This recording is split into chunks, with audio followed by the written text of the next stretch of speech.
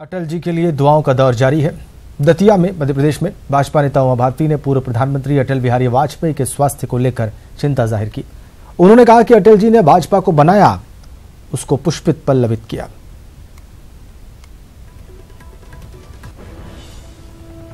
केंद्रीय मंत्री उमा भारती ने दतिया में चिंता व्यक्त की।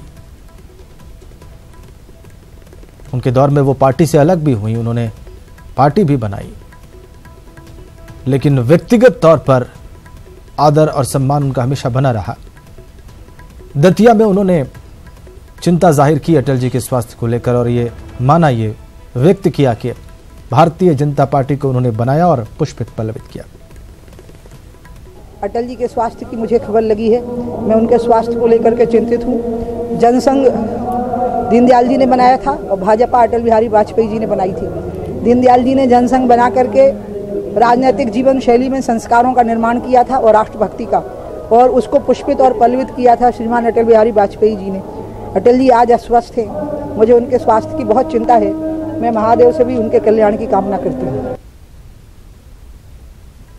महादेव से प्रार्थना कर रही हैं उमा भारती। उन्होंने बताया कि भारतीय जनसंघ के फाउंडिंग मेंबर थे, भारतीय जनता पार्टी के संस्थापक थे, और ये देखिए दुआएं कैसे की जा रही हैं। मुस्लिम लड़कियां यहाँ पर दुआएं करती हुई उनकी सेहत के लिए, उनके स्वास्थ्य के लिए, उनके जीवन के लिए। तस्वीरें बहुत कुछ कह रही हैं। वाजपेयी की स्वीकार्यता समाज के हर तबके में थी। भारतीय जनता पार्टी के शीर्ष नेता होने के बावजूद माइनॉरिटीज में, अल्पसंख्यकों में और मुस्लिम समुदाय में विशेषकर उनको जबरदस्त समर्थन हासिल था। लखनऊ में भी, लखनऊ के बाहर भी, पूरे देश में।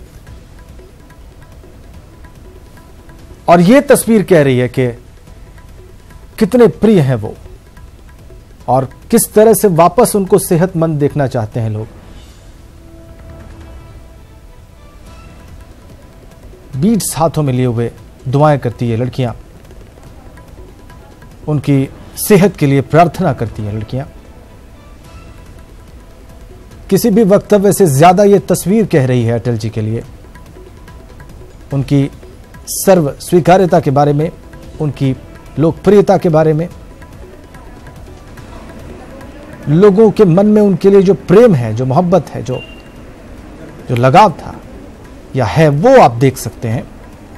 देश भर में दुआओं का दौर जारी, कहीं यज्ञ, कहीं महामृत्युंजय का जाप, कहीं इस तरह से दुआएं सामूहिक रूप से पढ़ी जा रही हैं। ये बहुत बड़ी बात, ये किसी राजनेता के लिए बहुत बड़ी उपलब्धि, उसके किसी पद पर रहने से ज्यादा बड़ी उपलब्धि शायद यह है कि समाज का हर तबका उनके निष्क्रिय होने के इतने वर्षों बाद भी उनके स्वस्थ होने के लिए इस तरह से प्रार्थना कर रहा है, इस तरह से दुआएं दे रहा है। ये बहुत बड़ी उपलब्धि। अटल बिहारी वाजपेयी आजादी के बाद से भारत के उन राजनेताओं में से हैं जिनको समाज के सभी तबकों का समर्थन हासिल रहा, सभी से प्रेम मिला, सभी की सद्भावना उनके साथ रही, सभी को उनसे उम्मीदें रहीं, और वो पद पर रहने के बाद भी उन उम्मीदों को जिंदा रखे हुए थे। ये मामूली उपलब्धि नहीं। तो ये तस्वीर, दुआएं करती हुई लड़कियों की ये तस्वीर अपने आप में बहुत बड़ा स्टेटमेंट। चलते अपने सहयोगियों के पास, जानते हैं कि वो जहां जहां पर मौजूद हैं वहां पर किस तरह से दुआएं की जा रही हैं, कैसे लोग विचार कर रहे हैं, कैसे लोग कुछ कह रहे हैं, अपनी भावनाएं व्यक्त कर रहे हैं। और इसके लिए जयपुर से बाबूलाल, हमारे सहयोगी अमित कुमार सिंह पटना से, राजेश कुमार रांची से, अवधेश रायपुर से, ये सभी लोग हमारे साथ सीधा जुड़े हुए हैं। हम सबसे पहले चलते हैं बाबूलाल के पास, जयपुर, राजस्थान की राजधानी जयपुर। बाबूलाल, थोड़ी देर पहले आप बता रहे थे दर्शकों को कि किस तरह से मुख्यमंत्री का जो यात्रा का कार्यक्रम था वो उन्होंने स्थगित कर दिया, और उसके बाद सभी लोग जो है वो इसी विचार में लगे हुए हैं कि क्या खबर आ रही है एम्स से, सभी की नजरें इसी पर हैं। और क्या जानकारी मिल रही है आपको जयपुर से?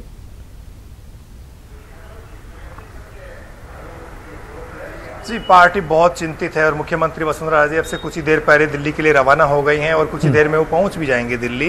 बीजेपी के प्रदेश कार्यालय में आज जितने भी कार्यक्रम थे वो रद्द कर दिए गए हैं। पार्टी पूरे स्टेट में कहीं भी कोई कार्यक्रम आयोजित नहीं कर रही क्योंकि चुनावी साल है, 3-4 महीने बाद में चुनाव होने जा रहे हैं। उससे पहले आज ये पहला मौका है कि कोई गतिविधि यहाँ पर नजर नहीं आ रही। तमाम बड़े नेता दिल्ली का रुख कर चुके हैं। बीजेपी कार्यालय में कुछ गिनती के नेता यहाँ पर मौजूद हैं जिनसे मैंने आपसे पहले बात भी कराई थी और सब दुआएं कर रहे हैं कि अटल बिहारी वाजपेयी किसी भी तरह से भगवान करे वो स्वस्थ हो जाएं और फिर से उनका एक नया। ठीक है बाबूलाल, बिल्कुल समझा जा सकता है, उनकी मनोभावनाओं को समझा जा सकता है। उन सबके शीर्ष नेता उनके स्वास्थ्य को लेकर चिंतित हैं, बिल्कुल स्वाभाविक है। हम चलते हैं रांची राजेश कुमार के पास। राजेश इस वक्त वहां से हमारे साथ सीधा कनेक्ट है। राजेश, वहां पर क्या देख रहे हैं आप?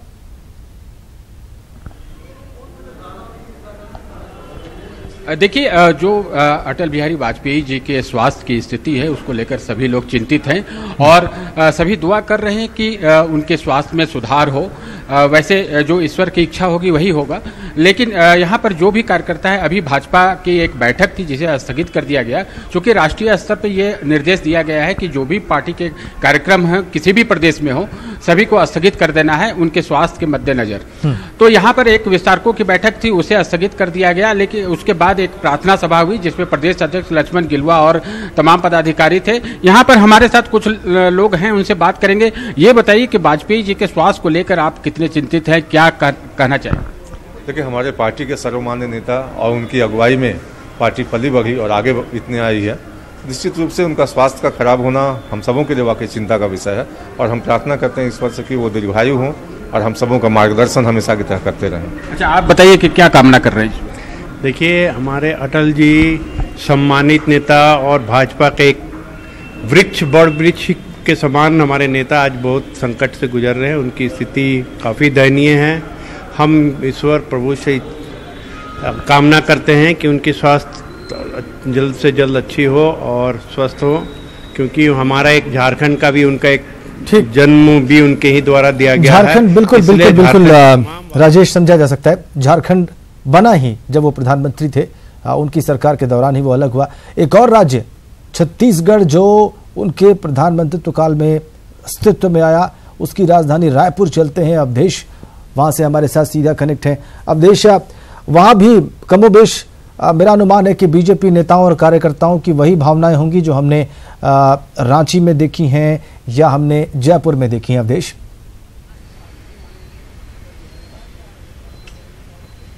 बिल्कुल आपने सही कहा। देखिए, देश भर में एक ही भावनाएं है अटल जी को लेके और यही वजह है कि हर जगह पे भाजपा नेताओं का जमावड़ा है। वो इस बात में चिंतित है कि उनका स्वास्थ्य का क्या होगा, जल्द स्वास्थ्य लाभ लेने के वो कामना भी कर रहे। कुछ भाजपा नेता हमारे साथ है, क्या कहना चाहेंगे सर? आज अटल जी की हालत बहुत नाजुक बनी हुई है। अटल जी एक उदार हृदय के नेता थे और मैं समझता हूं कि उनकी कही हुई एक एक बातें, एक एक लाइनों में जो सार होता था आज भी हम समझते हैं। तो उनकी एक कविता याद आती है मुझे, भरी दोपहरी में अंधियारा, सूरज परछाई से हारा, अंतरतम का नेह निचोड़े, बुझी हुई बाती सुलगाएं, आओ फिर से दिया जलाएं। हम पड़ाव को समझे मंजिल, लक्ष्य हुआ आंखों से ओझल। हम पड़ाव को समझे मंजिल, लक्ष्य हुआ आंखों से ओझल। वर्तमान के मोह जाल में आने वाला कल न भुलाएं, आओ फिर से दिया जलाएं। आहुति बाकी यज्ञ अधूरा, आहुति बाकी यज्ञ अधूरा, अपनों के विद्रोह ने घेरा। 9 दधीची हड्डियां जलाएं, अंतिम वज्र बनाए, 9 दधीची हड्डियां जलाएं, आओ फिर से दिया जलाएं। एक एक शब्द में प्रेरणा होती थी और 9 दधीची 9 युवकों की कल्पना राजनीति के क्षेत्र में अटल बिहारी वाजपेयी जी ने 50 वर्ष पहले की। और मैं समझता हूं कि उन्होंने जिस चश्मे से देश को देखा, सभी धर्म और संप्रदाय के लोगों में एक सर्व मान्य नेता के रूप में 1951-52 से जब से उनका राजनीतिक जीवन प्रारंभ हुआ, हर धर्म और हर संप्रदाय के लोगों ने उन्हें माना और एक नेता के रूप में स्वीकार किया। विपक्ष में रहते हुए अपने सिद्धांतों के अनुरूप राजनीति करने वाले मैं समझता हूं भारत देश के वो प्रथम नेता थे। आज भी हम उन्हें याद करते हैं तो निश्चित रूप से भाव विभोर हो जाते हैं। हम ईश्वर से प्रार्थना करते हैं कि वो स्वास्थ्य लाभ प्राप्त करें और दीर्घायु प्राप्त करें।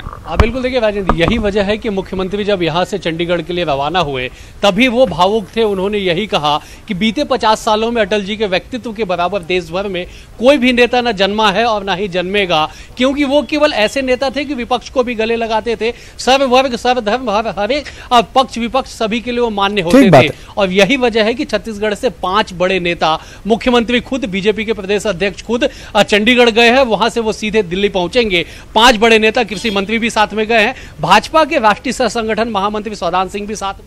ठीक है, अब हम चलते हैं पटना। वहां पे अमित कुमार सिंह मौजूद हैं, वहां से हमारे साथ सीधा जुड़े हुए हैं। अमित, वहां पर आम लोग क्या कह रहे हैं, बीजेपी के नेता कार्यकर्ता क्या कह रहे हैं और विपक्ष क्या कह रहा है? जो ईमानदार, निष्ठावान, कर्तव्यनिष्ठ, विश्व के सारे देशों की चुनौतियों को स्वीकार करने वाला व्यक्ति, इस देश के अंदर में कारगिल युद्ध पर विजय हासिल करने वाला व्यक्ति, कावेरी जल विवाद को सुलझाने वाला व्यक्ति और बहुत सारा ये लड़ाई जो चल रही थी भारत पाकिस्तान का, और उसमें भी आपका परमाणु परीक्षण को साबित करने वाला, देश के अंदर और परमाणु संपन्न देश बनाने वाला ऐसा व्यक्ति श्री अटल बिहारी वाजपेयी जी। ये आप बीजेपी कार्यकर्ताओं और नेताओं की भावना सुन रहे थे पटना से। वो बता रहे थे कि क्या क्या उपलब्धियां अटल बिहारी वाजपेयी ने अपने राजनीतिक जीवन में या प्रधानमंत्री रहते वक्त हासिल की। देखिए, दुआएं कैसे की जा रही हैं। और एक बार फिर से चलते हैं जयपुर। बाबूलाल वहां से हमारे साथ सीधा जुड़े हुए हैं। बाबूलाल, बहुत सारे बड़े नेता तो दिल्ली के लिए रवाना हो गए हैं, जो वहां रह गए हैं वो किस तरह से प्रार्थना कर रहे हैं, किस तरह से दुआएं दे रहे हैं, और जयपुर और राजस्थान के बारे में टोटल रिपोर्ट्स आपको क्या मिल रही है बाबूलाल?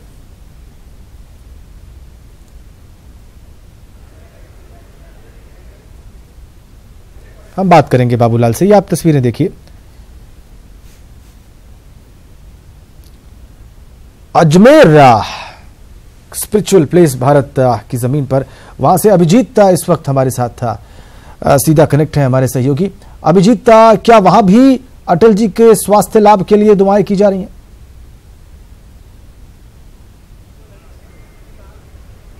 अब बिल्कुल, भारत रत्न और हर दिल अजीज पूर्व प्रधानमंत्री अटल बिहारी वाजपेयी की सलामती के लिए ख्वाजा गरीब नवाज की बारगाह अजमेर शरीफ में भी सुबह से दुआओं का सिलसिला जारी है।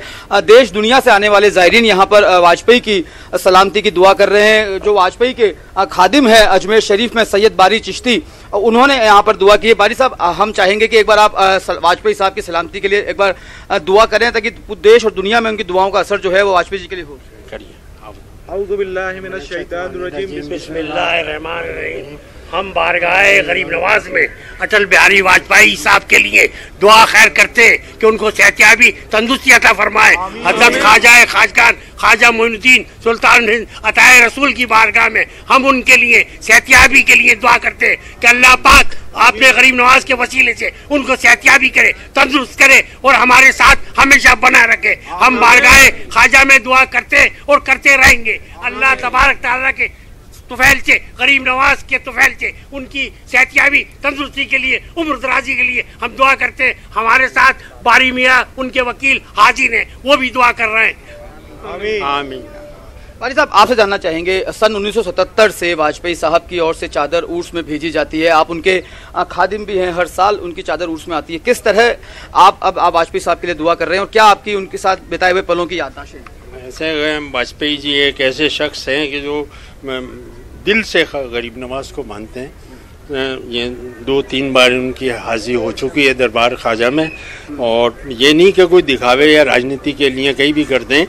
बाकी वो उन्हें आज हटे हुए प्रधानमंत्री से कितने 10-12 साल हो गए, 18-19 साल हो गए, लेकिन बराबर हर साल उसके अंदर दरबार ख्वाजा में चादर यहाँ से मंगवा के अपने सर पर रखकर अकीदत से पेश करते आए। यहाँ तक उनके नेतृत्व का सवाल है, दृढ़ नेतृत्व के व्यक्ति रहे और राजनीति में भी जात पात से ऊंचे उठकर उन्होंने सर्व धर्म सम्मान के हिसाब से काम किया है। वही वजह है कि आज सभी कास्टों के आदमी कास्ट से हटकर उनको मानते हैं, और उनका अभी तंदुरुस्त रहना देश के लिए हितकारी रहेगा। यहाँ तक कि कई बार उन्होंने अपने दरबार में चादर पेश करने के लिए मुझे वहाँ बुलवाया। आप कई बार वाजपेयी साहब से दिल्ली जाके मुलाकात भी की है, उनके साथ कई पल भी आपने बिताए। कोई एक ऐसा वाकया आप साझा करना चाहें जो उनकी जिंदा दिली को या उनकी शख्सियत को और ज़्यादा बयां कर सके बेहतर तरीके से? एक वाकया मुझे ध्यान है कि वो फर्स्ट टाइम जब फॉरेन मिनिस्टर बने थे, मोरारजी देसाई प्रधानमंत्री थे, जनता पार्टी का राज आया था, तब बांग्लादेश के प्रधानमंत्री के साथ यहाँ हाजिरी दिलाने के लिए आए थे। उस टाइम हमारे भैरू सिंह जी शेखावत सीएम थे, वो भी साथ थे। दरबार ख्वाजा में जब यहाँ आए तो उनसे हमसे पूछा कि कोई हमारे लायक कोई कार्य बताओ। तो मैंने कहा जी सबसे बड़ा काम है कि लोगों को पासपोर्ट बनाने, और यहाँ के आदमी कई पाकिस्तान में रिश्तेदार परिवार बटे हुए हैं, इन्हें दिक्कत होती है और दिल्ली तक जाना पड़ता है बनवाने। उन्होंने यहीं पाइंती दरवाजे पे खड़े खड़े कहा था कि मैं ये सबसे पहला काम ये मैं अंजाम दूंगा कि राजस्थान में कहीं खोल दें जयपुर। और सीएम साहब भैरू सिंह जी थे, उन्होंने हंसकर कहा कि आप कह कर रहे हैं, बोल कर रहे हैं। मुझे ध्यान है कहाँ बोल रहा हूँ, किस स्थान पे बोल रहा हूँ, लेकिन आप ये नहीं कि 2-3 महीने बाद ही ये वर्ष ख़त्म हो रहा है, दिसंबर आ रहा है तो आ जाओ। साल के 12 महीने होते हैं, 12 महीने के अंदर मैं करूँगा। उन्होंने सबसे पहला passport office, regional passport office Jaipur में खोला। उससे यहाँ के कई नागरिकों को, राजस्थान के नागरिकों को सुविधा मिली। भाई साहब वाजपेयी साहब बराबर भेजते रहे, जो कि ये संदेश है उनका।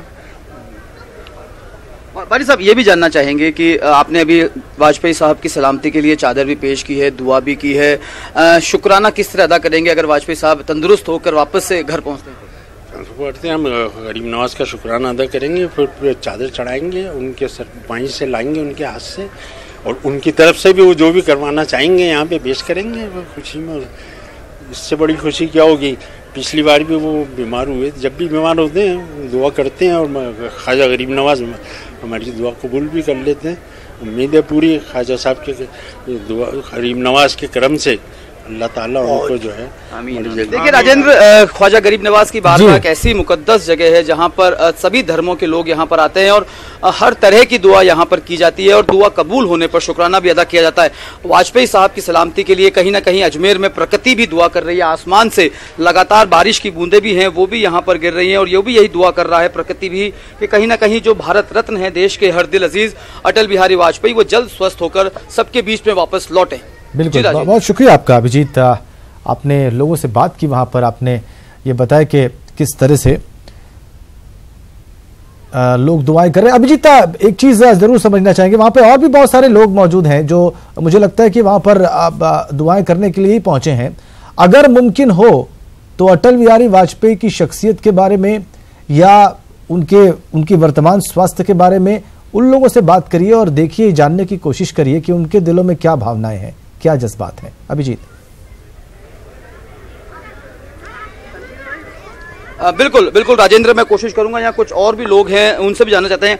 आप अटल बिहारी वाजपेयी जी की आज जो स्वास्थ्य उनका गिरा हुआ है, किस तरह आप उनकी शख्सियत को आंकते हैं और किस तरह मानते हैं? हम उनको बहुत मानते हैं। जब वो पहली बार अजमेर शरीफ आए थे, उस वक्त मैं चाबी भर रहा था, तो मैंने उनसे अर्ज की थी कि आप इस बारगाह में हाजिरी दे रहे हैं, मैं आपसे इल्तिजा करता हूँ कि मेरा पासपोर्ट नहीं बना है, मुझे पासपोर्ट बनाए। तो उन्होंने कहा कि 24 घंटे के अंदर आपका पासपोर्ट आ जाएगा।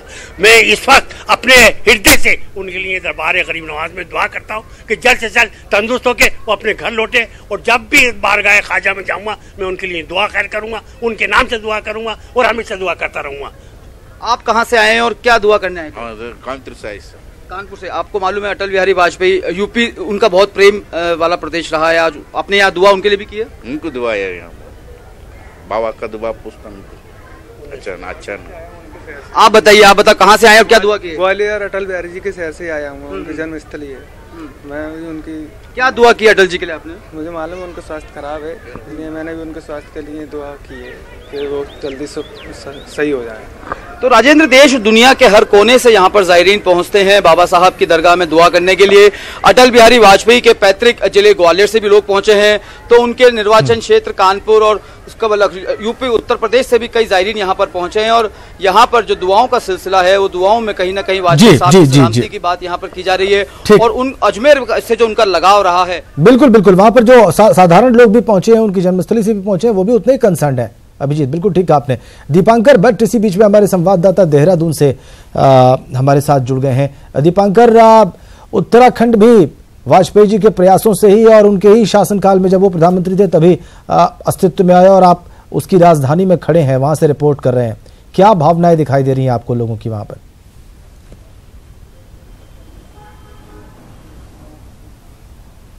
राजेंद्र, जब से ये खबर मीडिया में सामने आई कि वाजपेयी जी की हालत नाजुक बनी हुई है, उसके बाद से हर तरफ एक माहौल में थोड़ी गमगीनता नजर आ रही है। लोगों की दुआ यही है कि वाजपेयी जी की हालत में सुधार आए और स्थितियां बेहतर हों, ये सभी की दुआ। मैं इसमें बीजेपी हेडक्वार्टर में खड़ा हूं और यहां से अभी जो यहां प्रदेश अध्यक्ष अजय भट्ट कुछ ही देर में दिल्ली रवाना होने वाला है। मेरे साथ मीडिया प्रभारी यहां पर देवेंद्र भसीन है। भसीन जी, आप किस तरीके से मतलब उत्तराखंड को लेकर वाजपेयी जी को याद करेंगे अभी उनकी हालत जिस तरह नाजुक बनी हुई है? देखिए, सबसे पहले तो हम उनके स्वास्थ्य लाभ की कामना करेंगे। उनका सानिध्य, उनका आशीर्वाद हम सब के लिए बहुत महत्वपूर्ण है और उत्तराखंड राज्य तो उनके लिए हमेशा ऋणी रहेगा, क्योंकि राज्य के निर्माण अटल जी के कारण से ही हुआ। उन्होंने कहा था कि अगर हम सरकार में आए तो हम राज्य का निर्माण करेंगे और सत्ता में आने के बाद अटल जी ने इस वादे को पूरा किया। इसके अलावा अटल जी राजनीति से ऊपर के व्यक्ति थे। प्रदेश में कांग्रेस की सरकार थी और अटल जी केंद्र में प्रधानमंत्री थे। अटल जी जब उत्तराखंड की यात्रा पर आए तो उस समय भारतीय जनता पार्टी के नेताओं ने, उस समय के मुख्यमंत्री जी ने अटल जी से अनुरोध किया कि प्रदेश के विकास के लिए कुछ घोषणा की जाए। तो अटल जी ने उस समय इंडस्ट्रियल पैकेज की घोषणा करी, बावजूद इसके कि उस समय के मुख्यमंत्री श्री नरेंद्र तिवारी कांग्रेस के मुख्यमंत्री थे, लेकिन उनके सामने विकास एजेंडा था, ना कि राजनीतिक एजेंडा था। तो ये उनका व्यक्तित्व था। इसके अलावा भी विभिन्न अवसरों पर वो उत्तराखंड आते रहते थे और एक बहुत ही एक ऐसे मौके जिन्हें आप याद करेंगे, उस संस्मरण आपके? देखिए, मेरा व्यक्तिगत संस्मरण 4-5 है उनके साथ, लेकिन मैं एक बहुत महत्वपूर्ण जानकारी आपसे शेयर करना चाहूँगा। उस समय अटल जी केंद्र में विदेश मंत्री थे और मैं एक पत्रकार के नाते यहाँ पर एक दिल्ली के पत्र को रिप्रेजेंट करता था। तो मैंने उनका व्यक्तिगत इंटरव्यू लिया। मैंने कहा कि अब आप विदेश मंत्री हो गए हैं, अब आपकी सरकार विदेश नीति में क्या परिवर्तन करेगी? उन्होंने एक बहुत सैद्धांतिक बात की। उन्होंने कहा, भसीन जी, जो विदेश नीति होती है वो राष्ट्रीय सहमति पर चलती है, उसमें तत्काल को उतार चढ़ाव नहीं किए जाते। ठीक है, तो जो राजनीतिक देश में सहमति रहेगी। ठीक है। अब दीपांकर, हमने देखा और सुना भावनाएं क्या हैं वहां पर मौजूद बीजेपी नेताओं की, कार्यकर्ताओं की। आप तो खैर मीडिया प्रभारी से बात कर रहे थे, वो ठीक से वो अभिव्यक्त कर रहे थे इस बात को। इसी बीच में नवाब मीर जाफर साहब हमारे साथ जुड़ गए हैं, करीबी हैं अटल बिहारी वाजपेयी के, उनके जज्बात सुनते हैं। नवाब मीर जाफर साहब, क्या इस वक्त आपके दिल में चल रहा है? दिल से दुआएं निकल रही हैं उनके लिए कि खुदावंद आलम उनको सेहत दे, इस मुश्किलात से उनको आसानी दे। वो खामोश भी रहे, लेकिन उनकी खामोशी में उनकी जो बुजुर्गी है, उनकी जो सरपरस्ती है, उनकी जो मौजूदगी है, वो सबके लिए बहुत ही माने खेज है और उनसे एक ढारस है जी। तो ये है कि वो बहुत ही अच्छे इंसान, एक अच्छे स्टेट्समैन तो थे ही, बेहतरीन ओरेटर के साथ साथ मतलब उनका एक ऐसा कैरेक्टर, एक ऐसी पर्सनैलिटी थी कि हर मजहब मिल्लत को वो साथ में लेके चलते थे। लखनऊ वालों से तो वो बहुत ही मोहब्बत करते थे। कोई दिल्ली पहुंच जाए, उनको खबर हो जाए कि लखनऊ का है, तो उसको वो फौरन बुला लेते थे। शेर और शायरी के बहुत शौकीन थे जी। नवाब साहब, कब से आप उनको जानते हैं और कैसे आपका परिचय हुआ और कैसे बात आगे बढ़ी? कोई खास बात जो आपको याद आ रही है उस वक्त? एक खास वाकया जो मैं आपको सुनाना चाहता हूँ जी। 2003 में जब ये प्राइम मिनिस्टर थे तो यहाँ पर तीसरे दिन बोटानिकल गार्डन में ईद मिलन फंक्शन रखा हुआ था जी। तो रॉयल फैमिली ऑफ अवध की तरफ से हम लोगों को भी इनवाइट किया गया था। क्योंकि उनकी घुटने में तकलीफ थी तो वो सोफे पर बैठे हुए थे जी। लोग उनसे हाथ मिला के रहे थे। तो हम लोग भी जब उनसे मिलने के लिए गए तो वो लोगों से हाथ मिला के जी चल जाते थे। शास्त्री साहब उस जमाने में थे, हम लोग के डेलीगेशन में 6 लोग थे। 5वां शख्स उनसे हाथ मिला रहा था तो शास्त्री साहब ने मुझसे कहा, जाफर साहब आदाब नजर। चलिए, जाहिर है नवाब साहब आप करीब रहे और अभी जो आप बातें बता रहे हो बता रही हैं कि कितने करीब से आपने देखा सुना और आप दुआएं कर रहे हैं, हमारे दर्शक देख रहे हैं। बहुत धन्यवाद आपका नवाब मीर जाफर साहब, बहुत शुक्रिया हमारे तमाम सहयोगियों का जो जयपुर से हमारे साथ थे, रांची से, रायपुर से, देहरादून से, दिल्ली से, तमाम आप सभी सहयोगियों का बहुत बहुत धन्यवाद। तो हालत नाजुक बनी हुई है अटल बिहारी वाजपेयी की और वो एम्स में वेंटिलेटर पे हैं, लाइफ सपोर्ट सिस्टम पे हैं। लगातार लोग और पूरे देश में लोग उनके लिए दुआएं कर रहे हैं। इस बुलेटिन में इतना ही।